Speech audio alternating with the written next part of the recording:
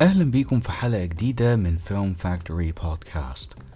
موضوع الحلقة دي هنتكلم فيه عن القصة الحقيقية والأحداث الحقيقية. دايما بنشوف في أي مسلسل أو في أي فيلم تحت عنوان أي مسلسل أو أي فيلم، يعني تحت اسم الفيلم أو اسم المسلسل، يعني بيبقى مكتوب إن هو عن قصة حقيقية أو مستوحاة من قصة حقيقية أو عن أحداث حقيقية ومستوحاة من أحداث حقيقية. هنعرف الفروق بين الحاجات دي كلها. الأول بس خلينا نفهم يعني إيه قصة حقيقية ويعني إيه أحداث حقيقية. القصة الحقيقية بمعنى حكاية حصلت بالفعل، والأحداث الحقيقية هو حدث حصل بالفعل. يعني إيه مثلا قصة حقيقية برضو؟ يعني زي مثلا إيه؟ زي مثلا شخص واجه مثلا مشكلة، او مثلا رحلة شخص من الفقر المدقع الى مثلا واحد من احسن لاعبين كرة القدم على مستوى العالم. ده مثلا قصة. لكن الحدث بقى، الحدث هو حاجة حصلت، زي مثلا حوادث الطيارات مثلا. في منها ابرزها واشهرها مثلا حادثة الطيارة اللي اختفت في سنة 2013 2014 والعالم كله اتكلم عنها، او مثلا حادثة سفينة تايتانيك، ودي هنتكلم فيها قدام شوية. طيب خلينا بقى نتكلم الاول عن القصة الحقيقية. القصة الحقيقية الفرق بين المستوحاة من وعن قصة حقيقية. وطبعا احنا مش بس هنقول معنى هنا ومعنى هنا بس، لا احنا هنقارن ما بينهم في حاجات كتير فنيا على مستوى الكتابة. لو هنتكلم الاول عن مستوحاة من قصة حقيقية، دي بتكون ممزوجة ما بين الحقيقة والخيال. يعني ان انا مثلا قصة حصلت في الواقع باخدها وبحط عليها اضافات من وحي خيالي ككاتب، وده بيبقى كده مستوحى من القصة الحقيقية. عندنا مثلا امثلة للكلام ده، زي فيلم الجزيرة ومسلسل سفاح الجيزة اللي اتعرض على شاهد وكان عامل صدى كبير جدا وقت نزوله. فيلم الجزيرة مثلا هو مستوحى من قصة حقيقية حصلت، بيتكلم عن امبراطور المخدرات في الصعيد. طبعا الفيلم كان البطل كان اسمه منصور الحفني، لكن الراجل الحقيقي كان اسمه تقريبا عزت سالم، كان من اسيوط، عزت سالم اعتقد. وكان هو حتى صاحب المقولة بتاعت من النهاردة مفيش حكومة انا الحكومة، وانه حصل اشتباك كبير مع الداخلية، وبيقولك اشتباك قعد لغاية كان اشتباك، انا اسف، قعد لمدة اسبوع تقريبا، بس انتهى في الاخر ان هم قدروا ان هم يقبضوا على عزت سالم. ولكن طبعا في كان بعض الاختلافات يعني من حيث القصة الحقيقية والقصة الفيلم. يعني مثلا قصة الفيلم أضاف إن هو مثلا منصور الحفني كان على عداوة بعيلة النجايحة، وعيلة النجايحة قتلوا مراته قتلوا أمه وكانوا عايزين يقتلوا ابنه. وبعض طبعا الخطوط الدرامية اللي اتضافت على جزء من الحكاية الحقيقية بتاعت عزت سالم. يعني هو في مزج حصل ما بين القصة الحقيقية انه بقى عزت سالم امبراطور مخدرات في الصعيد، وما بين بعض الحاجات الاضافات اللي كونت منصور الحفني، من بناء الشخصية مثلا، من خط سير الاحداث، من فكرة ان هو الجانب الكويس من منصور الحفني في بعض الحاجات اللي هي بتكون درامية يعني. وسفاح الجيزة برضو نفس القصة. يعني سفاح الجيزة مثلا كان بيتكلم عن سفاح اسمه قذافي، وان الراجل ده قتل ناس كتير وانتحل كمان شخصيات. يعني مثلا منها مثلا انتحل شخصية واحد صاحبه. لكن طبعا في المسلسل هو جاب حاجة، ان البطل طبعا ما كانش اسمه قذافي، كان اسمه جابر، وكان بينتحل شخصية محي وانتحل شخصية اسم تالت. وطبعا في الاول كان في كام حلقة كده الناس كانت متلخبطة، اللي هو يعني انت اسمك الحقيقي ايه؟ يعني انت جابر ولا محي ولا انت مين بالظبط؟ لحد ما بعد كده ما في الاخر عرفنا اسم الحقيقي للسفاح. وغير كده وكده كمان برضو هي قصة ان هو اتجاب برضو جانب تاني، ان هو قد ايه مش منضبط نفسيا، وان السبب في ده لما شاف امه وهو صغير وهي بتموت ابوه، بتقتله، وان ده بالنسبه له عمل له نوع من التروما او صدمه، فضلت الموضوع محفور في ذاكرته الى ما لا نهايه. ولكن طبعا هو كان يعني هو ما خدش مثلا القصه الحقيقيه بتاعت القذافي كوبي بيست وقدمها في المسلسل، لا مش كده خالص. يعني هو مزج بين شويه حاجات عملها السفاح في الحقيقه وشويه حاجات السفاح المسلسل عملها، اللي هو اللي من خيال المؤلف او المؤلفين، بما ان المسلسل ده كتبه ورشة كتابة، ما كانش يعني شخص واحد. ايه بقى المسموح لما انا اكتب فيلم مستوحى من قصة حقيقية؟ المرغوب فيه هو ان انا ممكن اخلق شخصيات ما كانتش موجودة على ارض الواقع. يعني مثلا ان انا يعني مثلا ممكن احط شخصية هي ما كانتش موجودة في الحقيقة. لو فرضنا مثلا انا هتكلم عن بابلو اسكوبار مثلا، بس حبيت ان انا اعمله مستوحى من قصة حقيقية وسميته اسم تاني. ان مثلا بابلو اسكوبار كان المساعد بتاعه مثلا اخوه، وكان عنده مساعد واحد مثلا. طب انا ممكن اعمل مثلا اللي هو من وحي الخيالي انا، انه لا كان ليه 3 مساعدين، اخوه و2 مساعدين تانيين، التاني ده يبقى ابن عمه مثلا، والتالت صاحبه.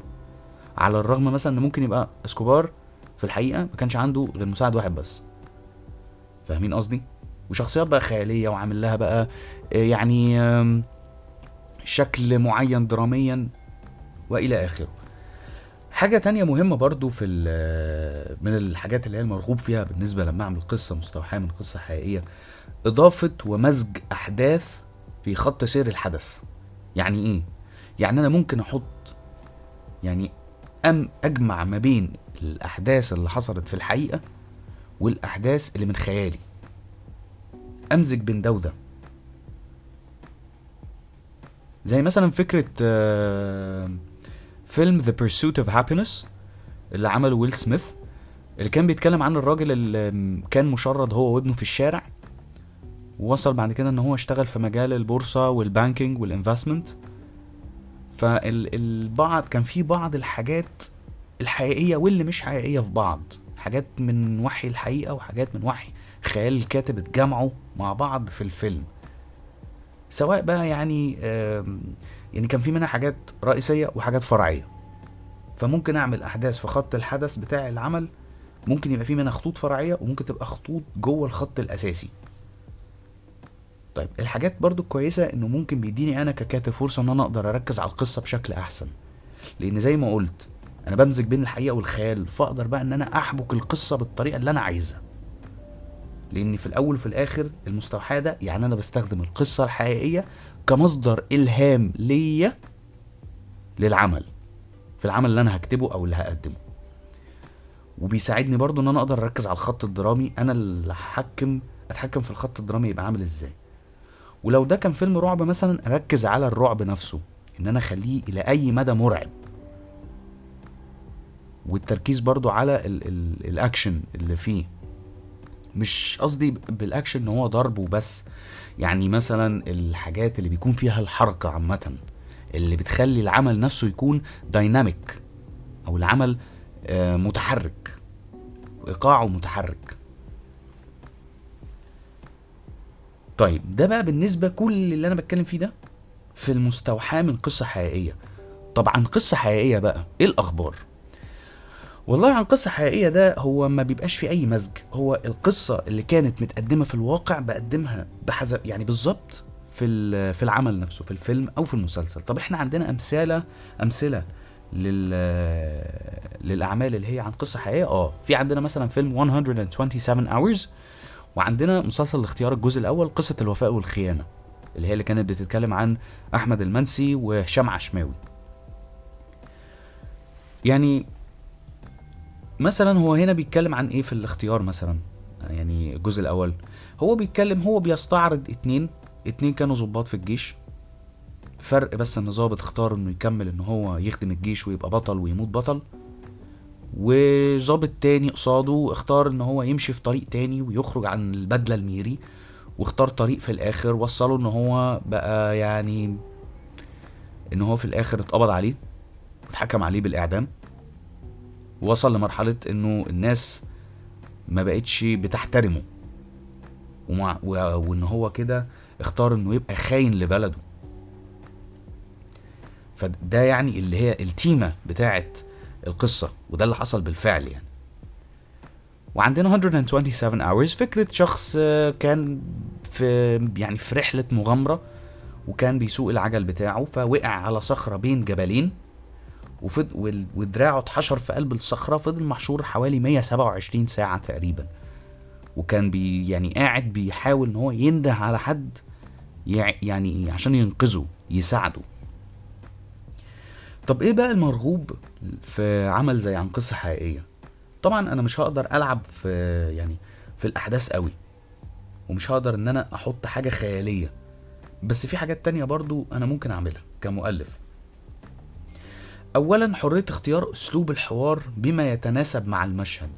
يعني ايا كان الحوار اللي مثلا اللي دار على الحقيقة بين الشخصيتين، انا ممكن انا كمؤلف اكتبه بطريقتي انا، بس ان المضمون بتاع الحوار انه مثلا الحوار اللي كان داير ما بينهم كانوا بيتكلموا في كذا، في موضوع معين قصدي. تاني حاجة حرية اختيار سياق الاحداث. يعني ايه؟ يعني انا بختار انا خط سير الاحداث هيمشي ازاي، وهبدأ منين، واوصل والنص بتاعي هيبقى فين واخري فين، وابدأ من اني جزء. يعني عادة في افلام القصة الحقيقية في ناس ممكن تبدأ لو حاجة مثلا بايوبيك او اللي هو بتكلم فيه عن قصة حياة شخصية معينة، في ممكن ابدأ من لحظة ميلاده، وفي لا ممكن ابدأ من مثلا لحظة معينة. يعني مثلا اوبنهايمر مثلا، فيلم اوبنهايمر هو ما بدأش مثلا اول لما اتولد ولما دخل اتعلم مثلا في المدرسة، وانه ازاي التقى بألبرت اينشتاين، ووصلوا بعد كده لمرحلة ان هو كان واحد من المشاركين في بعض الاعمال العلمية بتاعته. ولكن هو بداها من جزء ان هو ازاي اشتغل مع الجيش الامريكي على المشروع بتاع المفاعل النووي اللي طوروه بعد كده وعملوا منه القنبلة النووية المشهورة اللي ضربت جزيرة هيروشيما وجزيرة ناكازاكي في اليابان وقت الحرب العالمية التانية. طيب عندنا برضو حرية حذف او استثناء بعض التفاصيل والشخصيات من القصة الحقيقية. يعني في بعض مثلا يعني الحاجات اللي حصلت في القصة الحقيقية في منها ممكن تبقى من وجهة نظر الكاتب انه ملهاش اي اضافة، مش هيبقى ليها اي اضافة، او ممكن ما يكونش ليها اهمية، او يعني انها هتكون بزيادة. فالمؤلف له الحرية انه ممكن يشيل الاجزاء دي من العمل طالما مش هتضيف اي حاجة او مش هتكون مهمة. طيب ده بقى بالنسبة كده للقصة الحقيقية، وعرفنا الفرق بين المستوحاة من القصة الحقيقية وعن القصة الحقيقية. طب الأحداث بقى، الأحداث الحقيقية زي ما قلنا الأحداث الحقيقية في بداية الحلقة إن هي بتبقى حاجة حصلت بالفعل، زي مثلا حادثة عربية، جريمة قتل مشهورة. يعني هو بيبقى التركيز على الحدث أكتر من شخصيات الحدث. خلاص، يعني هي ممكن تبقى حادثة كله عارفها إنه ده واحد قتل حد بس ما نعرفش أساميهم. على فكرة ده بقى ليه نوعين، المستوحاة من أحداث حقيقية وعن أحداث حقيقية. طب إيه الفرق بين ده وبين ده؟ أولا المستوحاة من الأحداث الحقيقية، أنا ممكن أستخدم حدث حصل من مثلا من سنتين، من 3 سنين، من 10 سنين. يعني القاعدة العامة في الاتنين، ممكن حدث حصل من قريب من بعيد، من كام يوم، من كام ساعة، من كام سنة، من قرون. بستخدم مثلا الحدث ده في المستوحاة من، بستخدم الحدث ده وببني عليه قصة خيالية بالكامل، وابني عليه شخصيات خيالية تماما. طب احنا عندنا مثلا امثلة للنوع ده زي ايه؟ مثلا عندنا مثلا زي فيلم الارهاب والكباب وفيلم اشتباك. فيلم الارهاب والكباب مثلا هو واخد حدث حقيقي، وده بالمناسبة على فكرة الفيلم ده كان اصلا كان هيبقى مجرد عنوان مقالة، ومكانش هيبقى اسمه الارهاب والكباب على فكرة، بس كان هيبقى موضوع هيتحط في مقالة في جورنان، على اعتبار ان مؤلف الفيلم وحيد حامد كان كاتب في الجرايد، كان بيكتب مقالات رأي في مختلف الجرايد المصرية. فهو كان يعني الموضوع بتاعه اللي بعد كده اتبنى عليه فكرة فيلم، معاناة المواطن المصري في مجمع التحرير سابقا. في مجمع التحرير ان هو يعني انه بيروح المجمع من صباحية ربنا عشان خاطر ينجز ورق من الاوراق اللي هو محتاجها، ويجي مثلا على بعد الظهر كده اللي هو يكون المجمع خلاص بيقفل، الموظفين بيمشوا، وبيخرج المواطن من غير ما يلحق ان هو ينجز اي حاجة. فمن الموضوع ده اتولد منه فكرة الفيلم، واتعمل على فيلم بدل ما يبقى موضوع مقالة.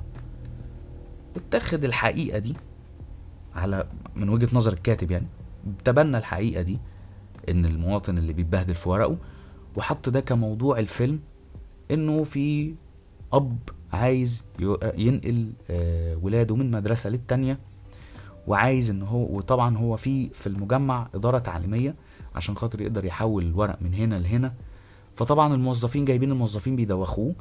فبعد كده بقى ضاف عليها حاجة ان هو بعد كده يعني خد يعني في اشتباك وخد سلاح بالصدفة البحتة وخد الناس ورهاين، والقصة اتقلبت يعني لانه قال لك ده في ارهاب جوه، وكانت قصة كده يعني قائمة يعني على الصدف، قائمة على المواقف اللي حصلة، وقائمة على سوء التفاهم يعني. عندنا برضو الفيلم التاني هو اشتباك. يعني اشتباك ده هو بتدور احداثه في ساعة الثورة في 2011.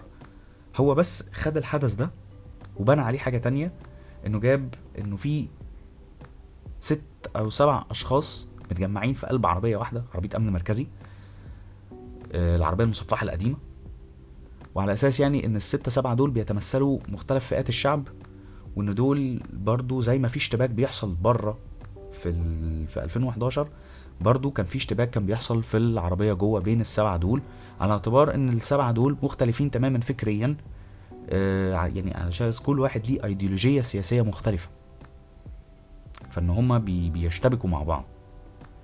ده مثلا اللي هو انه بيستوحي حاجة حصلت وبنى عليها قصة خيالية تماما وشخصيات خيالية بالكامل.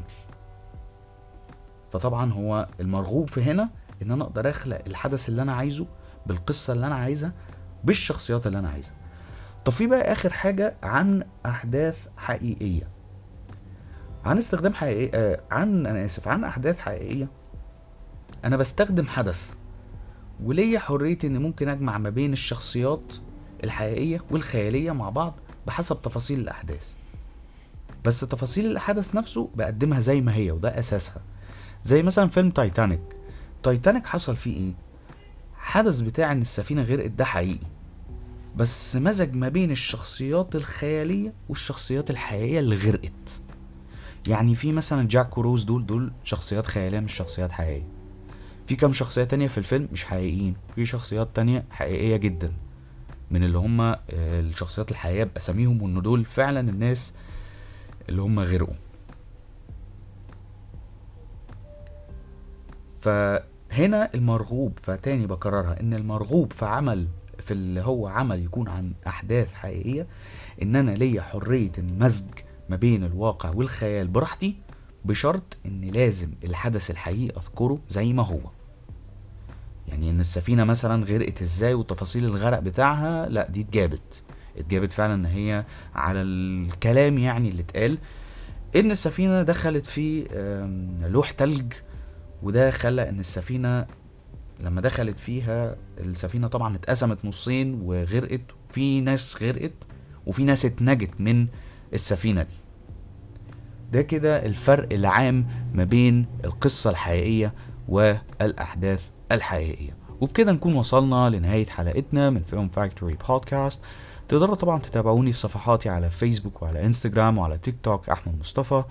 أنا بشكركم شكرا جزيلا، ونتقابل إن شاء الله في حلقة جديدة وموضوع جديد من فيلم فاكتوري بودكاست.